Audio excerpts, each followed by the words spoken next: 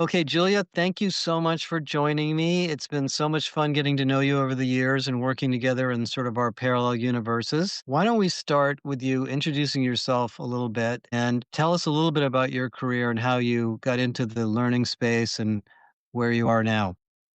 Great. Well, Josh, thank you so much for having me on this podcast. It's a real delight to be here. So, I have been in education and education technology my whole career. I started as a Teach for America teacher in East San Jose. I worked for TFA. I went to grad school and got super excited and passionate about how technology could change education and make it more accessible. I ended up going to Google, where I ran the Google Apps for Education team and then was recruited to Coursera by the founders right when the company was starting, when there was about 10 people in the company. I was the first business hire. It was like totally unclear what my job was or what I should be doing, or if we even should have a business model at that point. But I ended up staying for over 6 years. My last role at Coursera was leading the enterprise team from the very inception of it to when I left, we had about 1,300 customers. And then I left to become a partner at GSV Ventures, investing in innovative education solutions. But it was the middle of the pandemic.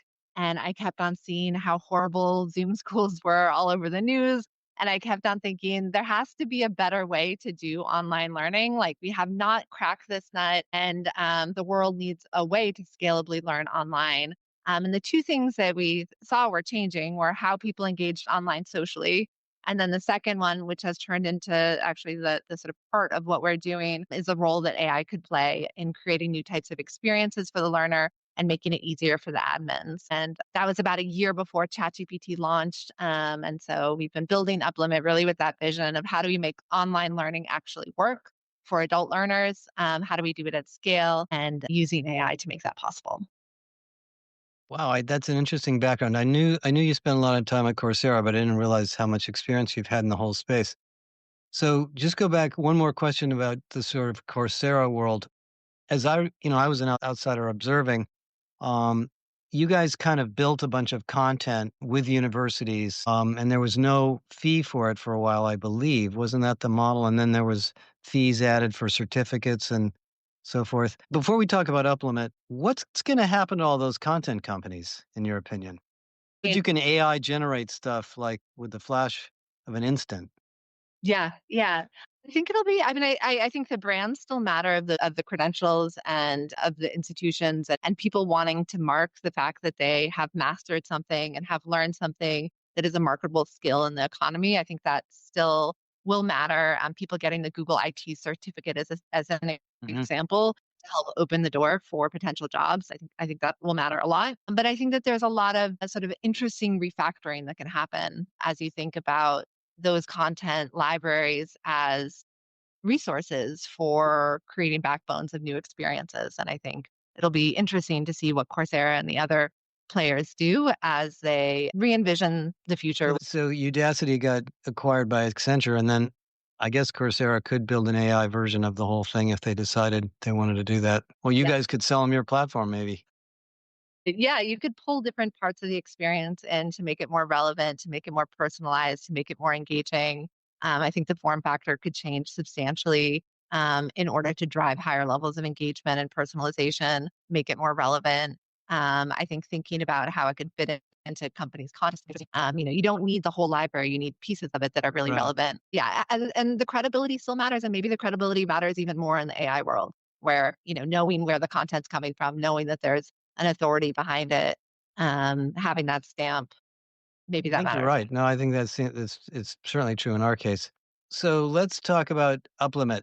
I mean, most of the people listening to this podcast know how I feel about AI driven learning and how transformational it is. And I really call it a revolution because it changes the role of instructional design. It gives people dynamic content and many sources of content. But you guys are taking a very unique approach. I mean, you have a lot of AI in your platform, but I think you're taking a sort of a more focused approach initially. Tell us about what you guys are trying to do because you have some pretty interesting clients. Yes, yeah. So, as I mentioned, our sort of core thesis was how do we make learning more engaging? And where we started was taking cohort-based learning, which we knew worked. We know it drives higher level of engagement. We know learners love it. We know that companies use it for their most mission critical learning. but it's very difficult to administer. And so we started with making that easy, and making that far more scalable than it had ever been before. And so we partnered with companies like Databricks, who is running their customer education program. Before us, they were capping their live and training and workshops at about 20 people. Now, on a weekly basis, they're running cohorts of over 1,000 people. And we've made that possible. And there's a number of different ways, lots of Well, talk automation. yeah, I know a bit about it, but, for the people listening, how do you scale 1,000 people in one cohort? It's a combination of a ton of automation around calendaring and things like that, which is sort of less sexy, but like extremely important. And then the use of AI to do things like analyze the data, pull out subsets of learners that are struggling, draft interventions. And then we keep a human in the loop that's sending those interventions. As we've seen, when it's sent from a human, it's far more effective. But we also use AI to make the actual experiences within the cohort a lot more engaging. So use of AI role plays where you're practicing an experience and getting a feedback, open-ended assignments where you're getting AI feedback, being able to upload a document and get AI feedback in it. Yep. So in the case of Databricks, is it for technical training or sales training, or what are they using it for? They're using it for both internal and external enablement. So their Okay. biggest population by far is their customer and partner enablement, but they're Mm. also using it for sales training. So I'm taking a Databricks certification of some kind, Mhm. and there's a scheduled course with 1,000 other people in it, but Yes, I don't see those people, you or do could. I? You do. To get a Yes. little bit more specific on Yes. what it feels like for a learner to go through Yes. this. So you join the course, you have 1,000 other people, you might ask questions in the discussion forum, and the other TA or a human TA will answer questions. There's live sessions each week. There's normally one or two live sessions each week. And that was actually one of the barriers that they had to scaling, where in the live sessions, there were just way too many questions being asked that one instructor or one TA couldn't handle them. But we have an AI TA that's in the live session, and we're tapped into Databricks, all of their documentation, latest documentation. But we can answer, and we know all the questions that have been asked over the last few years in any of these live sessions. And it enables us to very accurately answer people's questions as they're coming up in the live sessions. And that makes it far more scalable. And so I think that, the paradigm of thinking about what's live and then what is asynchronous, when you start leveraging technology in smart ways, the equation just changes. And especially when you're thinking about how do you actually drive efficacy, like this is not a check the box training. This is training that they need in order to be able to leverage the technology. And Databricks obviously cares a lot about that because it's going to drive adoption for them. And so they care that people complete and that they engage and that they do the projects and complete it. Having live sessions, a certain amount of live sessions, getting personalized nudges, having it be project based, getting personalized feedback, all of that contributes to. So a very important sort of educational program that the students go through these exercises. They're interacting, asking questions, getting answers. Do they know it's an AI, or do they think it's a human, or they know it's an AI, right? I know it's an AI. The place of the We have humans in the loop for aspects of it, like with the nudging, and that's where it is a human that pressed the button. Technology made it possible for the human to manage, 1,000-person cohort, or multiple thousand people cohorts each week. But it's still a human that's reviewing it, and it will be a human that answers it, if they respond. And then in the live session, you get to meet the experts and interact with them directly. Yeah, and that's one example. Leadership is another So example. one more question on that one. So you're getting massive amounts of data about each person's activity. Does the system really understand how well each person learned this stuff at a more granular level than they finished and passed? Yeah, yeah, that's a great question. Yes, and there are some companies that are taking that further and doing really interesting things with it. So one of our customers, is one of the top management consulting firms, in the world, and they're using us for all of their new consultant training. And they care a lot that their new consultants are able to communicate effectively. Like that matters a lot for them being effective on the job. And so during their first 6 months, having them practice and we have them do AI role plays, and they have rubrics associated with those, and they're getting data to see their progression over that 6-month period and at what point they are, how effective they are at the end of it. And one of the things they've said to us is they've never had that data before. They've never been able to see in their onboarding of these new consultants what type of progression did they actually make in skills. and where are they benchmarked at the end of it. And so, and that's new and exciting. And So at the end of the program, the client can actually look through the list of the roster and see what each person's strengths and weaknesses are? yes, Wow. yeah. Yeah, well, they're doing additional data Yeah. analysis on the metrics that are coming out from us. But yeah, they can see how people are doing, how they've progressed, what they're good at, what they're not good at. And so that is now possible. And Does it's a your system does your system dynamically generate learning content also, not yes. just in question answering and exercises? Yeah, yes. And that's a place I would say, like our first version of that we built right after ChatGPT came out. And it's progressed a lot since then. Like the first version, what was generated with the underlying models was okay, but not great. Now it's really good. And I think what's interesting is it's not just content that's AI generated. It's also the role plays are AI generated. And the open-ended assignments are AI generated and flashcards are AI generated. And so you get a complete interactive experience that can be generated by AI. And you're doing leadership development as well with companies?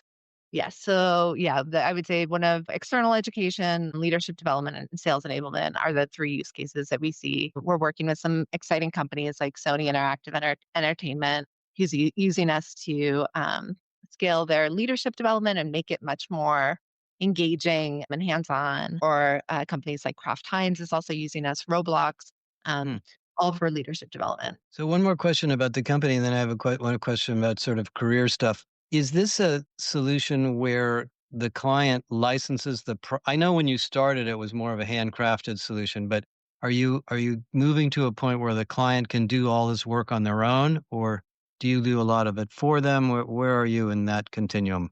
Yeah, it's a great question. So it is at this point all done by the client. So they use our AI system to generate classes and run them. And then we actually are launching a new product. We haven't even talked about this, Josh, yet. Very, very soon. It's in beta. It's called Sparks. So, our overarching thesis was how do we engage learners? We know cohort-based learning works, but what we started seeing our customers do, Sony was actually the one that was the first one that did this, and then Procore did this as well is they started taking our interactive AI exercises and then rolling them out without the rest of the cohort infrastructure to their learners. So, as an example, Sony rolled out something that they called feedback dojos, where right before performance season, they had a small amount of content, which consisted of their feedback model and a couple of role plays, and they pushed it out over Slack to all of their managers so that they could practice giving feedback before the performance reviews. And we thought that was super interesting how they were using our technology in a way that was And they very figured engaging. that out on their own. Procore Wow. did Procore did as well. Procore actually was doing something around AI upskilling. They called it Quick Bites with BYTES, Mhm. which is they have very clever names. And they were using it for AI upskilling. And so they actually were taking Gemini videos for the Gemini launches and then rolling out a small amount of the Gemini content coupled with a role play that they used as sort of a Socratic teacher for people to internalize the content. So we thought that that's super interesting, super exciting. The response from learners was great and very high levels of engagement, and realized that that could actually be an awesome complement to our existing product. And so we have this new product, Sparks, which is currently in beta. Sales enablement is a big use case for this, where you can take a product doc, upload it into our system, rapidly generate a small amount of content coupled with personalized AI role plays, and then push it out to all of your sellers. And so that will be officially launching in October, but is live in beta right now. Very impressive. So let me ask you sort of a bigger, higher level question. And I've been doing this for a long time, and you've been doing it for a long time in a different world, but very similar. It's odd to me that there are so few AI native learning platform companies. There's you guys, there's Sana, there's Disperse, there's a few small ones, but then there's 100 LMS companies that have AI or skills features. Why is this, how did you get this off the ground? Was it the vision? Is You've got to hire AI people, you're in San Francisco, so you're competing with OpenAI and Anthropic for skills. I mean, you're right down the street from them. How do you do it? And why do you think there are so few competitors? I mean, maybe there are more competitors that I'm aware of, but I don't see that many. Yeah, yeah. So I mean, I think we got it off the ground because we have amazing co-founders, amazing team, amazing set of investors, and I think there's a lot of people that want to build something with purpose, and want to build something with a mission. And I think when you think about what AI can do in the world that's good, like education is one of the areas where it can do a lot of good, and the use cases are so clear is really can like transform who has access to skills and what learning looks like. And we often on our team, my two co-founders came from Coursera too. The things that we're doing are things that we like could only dream of 10 years ago. Like the idea that that each person could have an interactive role play and actually practice and get personalized feedback. And um, Coursera in the early days, we experimented with using AI to give personalized feedback on answers, and the amount of engineering and content work that it would take to build that for like one assignment made it, totally prohibitive to actually build. So And do you think it's like even LinkedIn, they've added a lot of AI features to LinkedIn Learning, but it's sort of small role play summaries of existing content. Do you think it's because the bigger vendors have so much legacy content and infrastructure they can't start fresh? Is that what's holding people back? what's holding the bigger vendors back from being more Yeah. AI forward? I think they have a lot of legacy. I think there's two things. One, they have a lot of legacy technology, and then two, the talent. Like it's one of our top AI engineers graduated from college 3 years ago, and he has as much generative AI product experience as anyone in the market, right? Because it's been 3 years, and it's keeping that talent, having that talent is hyper competitive because they could go to open AI at any point. And have very lucrative. $100 million a year. So how do you attract that talent? How do you get that talent that has experience and can build generative AI tools? And it's a I think one thing that people at sort of larger companies don't always understand is just how quickly the ground underneath us is moving when you are building in this space. You launch a feature and customers think it's so exciting. 3 months later, it is old news. So, like, it's speed as a differentiator and speed as a competitive advantage, um, is essential. And having teams that, are both able to know where the AI market is going so that they know where to go and then be able to move very, very quickly is incredibly important. And that's, different than how when you get to a certain scale, you operate differently. You operate in a slower way, and you have more checks on things, and that's One it. more question that occurs to me that you would be really interesting to sort of opine on about the content business. So, as I've watched this all evolve, because I've been doing it since the beginning of e-learning, all of the niche content companies, specialized providers of industry information, technology stuff, leadership models, all that stuff, all tended to. What happened in the prior model, the sort of the LMS model, is they would build courses and then they would sell them to companies and the companies would plug them into their LMS and their LXP. And it was actually pretty good for them because there wasn't a lot of, proprietary technology needed for them to get their content into a customer's environment. And then the customer ends up with this gigantic library of, 5,000 vendors courses and they go through every year and try to figure out what to do with it all. Where do you think AI is going to go relative to that when these content companies do they have to build their own AI platforms? Are they gonna partner with you? What do you think's gonna happen? Because you come from, really the content world originally. Yeah, yeah. Well, I think one of the things that I have thought about a lot is like, what is the job that is being asked to be done by the content companies when an L&D leader brings them in? And the job to be done for the most part is I need to provide all of my employees with some type of training. It's showing up in our pulse surveys that people want development, and I need to provide them with a scalable way to access that training, and I need it to be easy and quick and to get in there, and content companies will still do that. I think that they're still solving that need, and I think they still will be solving that need. I think there's a bigger opportunity for them, in what you can do for actual AI enablement that's tied to business priorities that can drive performance. And I think that's where we're focused, where it's how can you use AI to create learning experiences that actually, transform how somebody works that then would transform So the if business. if an up give me here's the scenario that's going through my mind. So you're an Uplimit customer, you're building some great stuff, and you've got great stuff coming from you guys. And then a vendor comes along, say Franklin Covey or somebody, and say, "Oh, I love their stuff," and they Mhm, don't know anything about AI. They just mhm. have a bunch of you know content, and they don't want to put it into your platform because they don't know how to use your platform. And are we going to be in a world where the customers are going to say, "Look, just give me your courses, and I'll figure out how to take them apart and put them into my AI platform"? Or you Yeah. see what I'm getting at? I What think is the that model for IP? yeah, yeah. This Yeah, it'll be interesting. Like, I think you still have catalogs, and I also would not count any of the content companies out. They have massive Oh, they distribution. can all do the same thing as you guys. They can, Udemy is doing it. I assume Coursera is gonna do it.